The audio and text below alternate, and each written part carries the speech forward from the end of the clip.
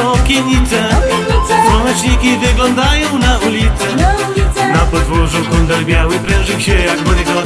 A twe oczy tak się śmiały, bo patrzyłaś mi wprost i wróżyłaś złej ręki, nie pytałaś. Wody dałaś, chleba dałaś, miodu dałaś.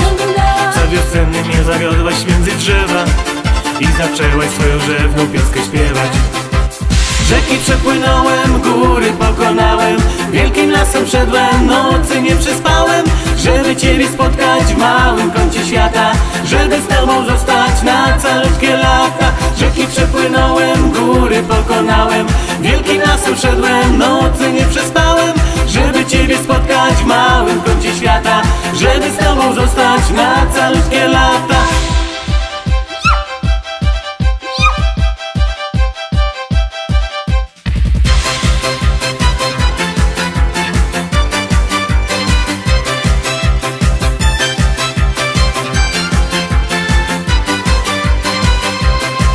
Powiadają przyjaciele, że za górą, powiadają przyjaciele, że za rzeką mieszka młoda pięknolica, która wróży z kart. To nie żadna czarownica, to jest tylko żart. Czemu oni twoich czarów tak się bali? Czemu oni czarownicą cię nazwali? Czemu oni nie widzieli twej urody? Czemu oni nie płynęli przez te wody? Tak jak ja.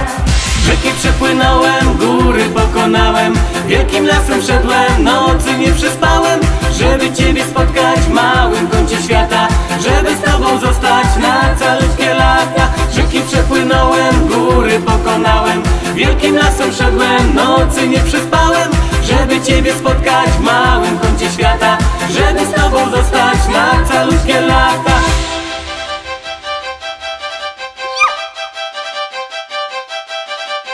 Rzeki przepłynąłem, góry pokonałem, wielkim lasem szedłem, nocy nie przespałem, żeby ciebie spotkać w małym kącie świata, żeby z tobą zostać na calutkie lata. Rzeki przepłynąłem, góry pokonałem, wielkim lasem szedłem, nocy nie przespałem, żeby ciebie spotkać w małym kącie świata, żeby z tobą zostać na calutkie lata.